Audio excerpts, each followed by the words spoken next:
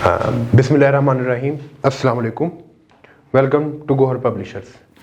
We are redefining the geography of education through digital resources for conceptual learning. Dear students, my name is Hassan Ali and currently we are studying computer science book grade 7 by Gohar Publishers and the unit 2 is word processors. तो students, आज के lecture में हम देखते हैं कि हम आज के लेक्चर में क्या सीखेंगे। Writing in Urdu. सबसे पहले हमने ये देखना है कि हमने इंग्लिश में तो बहुत कुछ लिख लिया, अब हम ये सीखेंगे कि उर्दू में कैसे लिखेंगे। Bullet and numbered list. Bullet और नंबर्ड लिस्ट होती क्या है और इसको कैसे लगाया जाता है। अनडू और रीडू, क्योंकि ये बहुत ज़्यादा काम आसान कर देती हैं ये दो कमांड्स, तो हम ये भी पढ़ेंगे आज। सेविंग का डॉक्यूमेंट बना लिया, लिख लिया, चेक भी कर लिया, अब सेव कैसे करना है वो भी एक मसला है, उसको भी आज देखेंगे। और ओपनिंग का न्यू डॉक्यूमेंट, कि अब एक बना लिया, अब दूसरा चैप्टर भी तो लिखना है, अब दूसरे चैप्टर को कैसे बनाएंगे वो भी देखेंगे।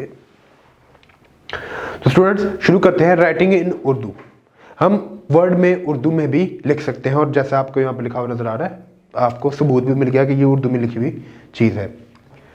Word has many English fonts, बहुत सारे इंग्लिश फॉन्ट्स हैं। तो उर्दू में फॉन्ट्स लाने के लिए हमें इसको डाउनलोड करने पड़ेगा। एक मशहूर ज़माना फॉन्ट हमने यहाँ पर लिखा हुआ है कि Jameel Noori Nastaleeq is a good font for Urdu, कि उर्दू में जमील नूरी नस्तालिक का जो फॉन्ट है, ये नाम है उस फॉन्ट का, अगर हम इसको गूगल से डाउनलोड करें तो ये वर्ड में इंस्टॉल हो जाएगा और हम इसको बाद में इस्तेमाल कर सकते हैं। तो जमील नूरी नस्तालिक के फॉन्ट को डाउनलोड कैसे करना है उसका तरीका भी यहाँ पर लिखा हुआ है कि आपने माइक्रोसॉफ्ट एज को ओपन करना है और उसके बाद www.google.com लिखना है और उसके सर्च बार में हमने लिखना है डाउनलोड जमील नूरी नस्तालिक। तो हमारे पास ऑप्शंस आ जाएंगे और पहले ऑप्शंस को जब हम सेलेक्ट करेंगे तो हमारे पास वो फाइल डाउनलोड हो जाएगी और बाद में हम उस फॉन्ट को इस्तेमाल करते हुए उर्दू लिख सकते हैं। नेक्स्ट है हमारे पास bulleted and number list. Bulleted और नंबर लिस्ट में क्या फर्क है ये मैं आपको बताता हूँ कि ये दो ऑप्शन हैं, इसके यहाँ पर आप देखेंगे तो डॉट डॉट डॉट लिखे हुए हैं, हम इनको बुलेट्स कहते हैं। और अगर साथ वाले ऑप्शन को देखें तो 1 2 3 लिखा हुआ, हम इसको नंबर्ड लिस्ट कहते हैं। जब हमारे पास लिस्ट आ जाती हैं तो हम क्या करते हैं, हम उनको बुलेट लगाते हैं या फिर उनको नंबर्ड लिस्ट से शो करते हैं। तो इसको लगाने के लिए क्या करते हैं, सबसे पहले टेक्स्ट को सिलेक्ट करना है कि किसके ऊपर ये मेरी बुलेट्स मैंने अप्लाई करनी है। क्लिक बुलेट और numbering icon in the paragraph tool group. तो यहाँ पर मैं यहाँ तो इसको क्लिक करूंगा और यहाँ पर इसको क्लिक करूंगा। इसको क्लिक करूंगा तो मेरे पास डॉट डॉट डॉट आ जाएंगे या कुछ मुख्तलिफ तरह की शेप्स होती हैं वो आ जाएंगी। और अगर इसको सिलेक्ट करेंगे तो हमारे पास 1 2 3 4 लिखा हुआ आएगा। The text gets the form of a number or bulleted list. You can start a bulleted or numbered list by first clicking the number or bulleted icon and then typing. अगर हम ये नहीं चाहते कि हम टेक्स्ट स्टार्ट नहीं करना और मुझे पता है कि मैं जो लिखने जा रहा हूँ उसमें मुझे बुलेट्स की ज़रूरत पड़ेगी या नंबर्स की ज़रूरत पड़ेगी, तो मैं पहले ही इसके ऊपर क्लिक करके अपना टेक्स्ट लिखना शुरू करूँगा तो मेरे पास ऑटोमेटिकली बुलेट्स और नंबर्स देना शुरू कर देगा। When you press the enter key, a new bullet or number is allocated. जैसे मैंने प्री सेलेक्ट किया हुआ बुलेट्स को, तो मैं जैसे ही एक लाइन लिखूंगा और एंटर दबाऊंगा तो मेरा कर्सर नेक्स्ट लाइन पर जाएगा, तो खुद ब खुद ही उसके पीछे एक बुलेट या नंबर ऐड हो जाएगा। If you want to start a new line without a number or bullet, keep holding the shift key and then press the enter key. अब मुझे पता चल गया मेरी लिस्ट खत्म हो गई, तो अब मैं चाह रहा हूँ कि जब मैं नेक्स्ट लाइन लिखूँ तो उसके ऊपर बुलेट या नंबर ना आए। तो उसके लिए मैं क्या करूंगा कि मैं शिफ्ट की को होल्ड करूंगा और एंटर की दबाऊंगा तो मेरे पास जो सी नेक्स्ट लाइन है उसके ऊपर बुलेट नहीं आएगा। When the list is finished, press the enter key twice, the list end.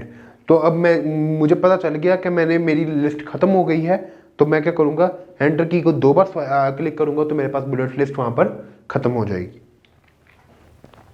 Next students है अनडू और रीडू। ये बहुत इंपॉर्टेंट कॉन्सेप्ट है और ये बहुत ज़्यादा हेल्पफुल भी है। स्टूडेंट्स हम काम करते हैं, मैंने टेक्स्ट फॉर्मेटिंग करनी शुरू की, मैंने कलर चेंज कर लिया टेक्स्ट का और बाद में मुझे पता चला कि ये जो सा टेक्स्ट का कलर है या साइज़ है ये मेरे डॉक्यूमेंट के साथ सही नहीं बैठ रहा, तो मैं उसको कैसे चेंज कर सकता हूँ कि मैं वापस हर वर्ड को सिलेक्ट करूँ? नहीं, मैं क्या करूँगा, मैं अनडू कमांड का इस्तेमाल करूँगा। अनडू कमांड क्या होती है कि मैंने ये जो काम अभी किया, इससे पहले जो काम किया है उसको अनडू कर देगा। यानी कि अगर मैंने टेक्स्ट का कलर ब्लैक था उसको रेड किया और मुझे पता चला कि रेड कलर अच्छा नहीं है, तो मैं जैसे ही अंडू करूंगा तो वो वापस ब्लैक के ऊपर शिफ्ट हो जाएगा, मुझे ये पीछे वाले काम पर वापस ले जाता है।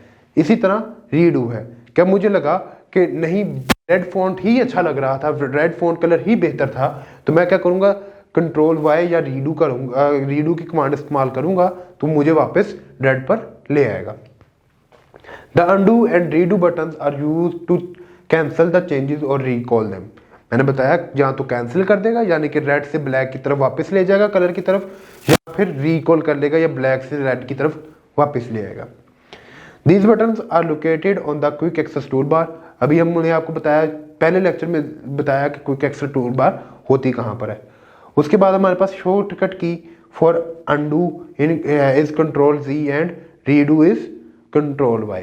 कंट्रोल Z हमारे पास किस लिए होती है, अगर मैं कंट्रोल Z दबाऊंगा तो मुझे क्विक एक्सेस टूलबार तक जाने की जरूरत नहीं, मेरा टेक्स्ट जो है खुद ब खुद ही अंडू हो जाएगा। और अगर मैंने रीडू करना है तो मैं उसकी जगह कंट्रोल Y दबाऊंगा। सेविंग अ डॉक्यूमेंट्स। स्टूडेंट्स अब काम कर लिया, डॉक्यूमेंट्स बन गया, अब उसको सेव करना है। कैसे करेंगे, मुश्किल काम है, करके देखते हैं। To save a file press control S. एक तो सबसे आसान तरीका ये है कि हम कंट्रोल एस को प्रेस करें तो मेरे पास क्या होगी, फाइल सेव हो जाएगी। और a save as window is appear, जहां पर हमारे पास एक सेव एज विंडो अपेयर होगी। अब स्टूडेंट्स जहां पर आपके पास दो चीजें हैं, सेव और सेव एज, इसमें आपको फर्क पता होना चाहिए। सेव का मतलब ये है कि हमने एक चीज लिखी, एक डॉक्यूमेंट बना लिया, मैंने उसको सेव कर लिया, मैं उसमें चेंजिंग नहीं कर सकता। लेकिन सेव एज में ये ऑप्शन देता है कि मैं इसको बाद में कभी भी आके इस टेक्स्ट को चेंज कर सकता हूं। तो ज्यादा प्रेफर्ड जो सी ऑप्शन होती है वो होती है सेव एज। दो तरीके हैं, या तो मैं कंट्रोल एस दबाऊं तो मेरे पास ये विंडो ओपन हो जाएगी, मैं उसको सेव एज करूं। और दूसरा तरीका ये है कि मेरे पास जो से फाइल टैब थी जो शुरू के रिबन्स के शुरू में आती है, मैं उसको सिलेक्ट करूंगा तभी मेरे पास ये ऑप्शन आ जाएगी। यहां से मैं क्लिक करूंगा सेव एज को, सेव एज करके वो मुझसे यहां पर पूछेगा कि आपकी लोकेशन क्या है, किस लोकेशन पे आप इसको सेव करना चाहते हैं। तो मैंने इसको कहा कि लोकल डिस्क में इसको सेव कर दो। उसके बाद उसने मुझसे फाइल का नाम पूछेगा कि इस फाइल का नाम क्या रखे, मैं उसको नाम बता दूंगा और उसके बाद मैं इसके सेव के ऊपर क्लिक करूंगा तो ये खुद ब खुद ही सेव हो जाएगी। लेकिन स्टूडेंट्स वो बड़ा हैप्टिक काम है, तो अब क्या करना है, अब हम देखते हैं कि अगर मैं ये काम ऑटोमेटिकली वर्ड खुद कर दे तो ये हमारे लिए आसानी हो जाएगी। तो उसके लिए थोड़ी सी सेटिंग को चेंज करना पड़ेगा। हमें क्या करना पड़ेगा, मैं फाइल टैब को दबाऊंगा और मेरे पास कुछ इस तरह की विंडो आ जाएगी।